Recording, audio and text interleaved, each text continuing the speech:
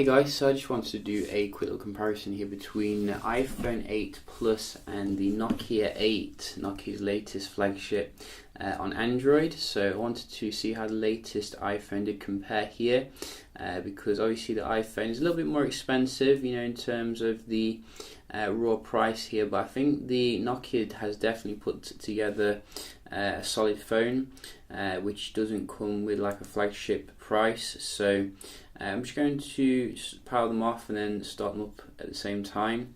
Both of them are fully up to date in regards to their software and ready to go. I think they're both about the same kind of size, although the Nokia does feel a little bit more ergonomic in the hand. We do have obviously some nice camera tech in the Nokia, which I think is Zeiss or Zeiss branded here, so it should be quite interesting. So you can see the 8 still boots on faster here, although I did notice actually that the Nokia has quite a big advantage in regards to the screen, particularly when web browsing. It looks so much brighter and clearer than the iPhone, but we can have a look at that in a bit. We can just see first we have closed everything down, and we're just going to go through some basic apps here, see how they do respond. So we're getting a Snapdragon 835 in the Nokia 8 here.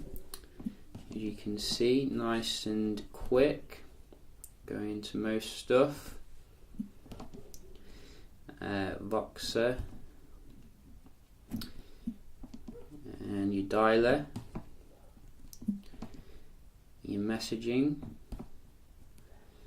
So I'm seeing, I think the Nokia here just pip the iPhone on most things. Maybe it is a bit animation, but to me it looks like a really well optimized device. Props to the company who manage the brand now. Let's have a look at the games here. So a little bit snappier on the left there. So we're just going to go into this a little bit.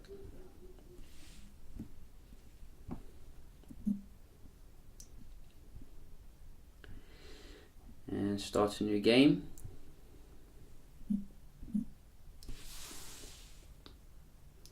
Yeah, so the iPhone again. This is where iPhone really does well, I think, in terms of the experiences when you are going towards your games.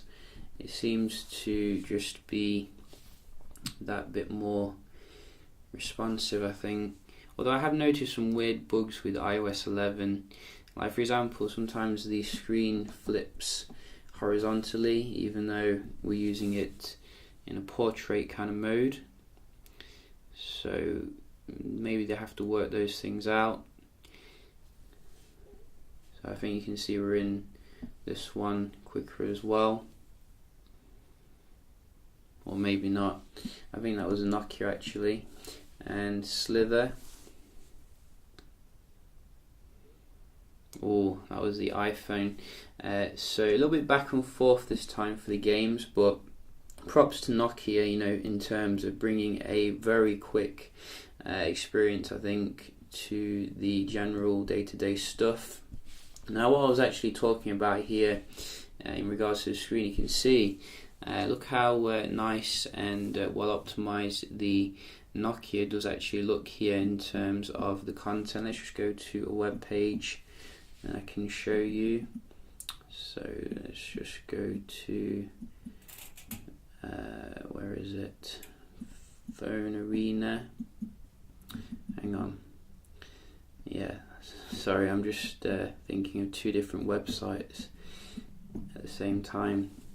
So I'm just going to go to Phone Arena first. I do enjoy that. Let's go. So I think that was the iPhone, a little bit snappier there, but the display still looks very yellowish, particularly comparing with the Nokia here. But maybe it's just my eyes, I think everyone's different in regards to that. Let's just round off with a quick multitasking test here. So you get a standard kind of RAM in the Nokia, which I think is 4 gigs, and I think that was a little reload there with the Nokia. And we can try a few more here. You really need to make the multitasking go vertically on the iPhone, because it's really frustrating when you're comparing with the Android, because you're doing horizontal versus vertical, and it can send you a bit weird.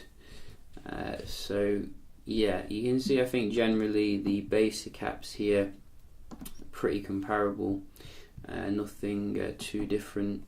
Let's just try the camera. So a little bit snappier there with the camera on the iPhone. I do think probably going forward you are going to get better support with the iPhone, because obviously we don't really know who HMD is and if they're going to long-term support the phone. Reload here. So you can see now we are seeing a difference in terms of the performance. Sneaking right at the back of the video here. We kept that one though, which is good. So yeah, as I was saying, I think if you're looking for your long-term Nokia software support, I think the Apple is a safer choice. But I think overall, I'm quite impressed with the Nokia. And if you're not, impressed with the OnePlus 5's camera in particular, I think it's a solid alternative, because it does have a remarkably good camera based upon what I've seen when I compared with the S8.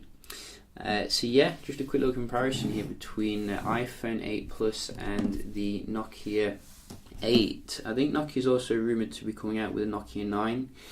Whether or not that'll be before the end of the year, we don't really know, but definitely looking forward to that if they do bring that out. So yeah, just a quick comparison here. Hope you found it helpful, and I'll see you in the next one. Cheers.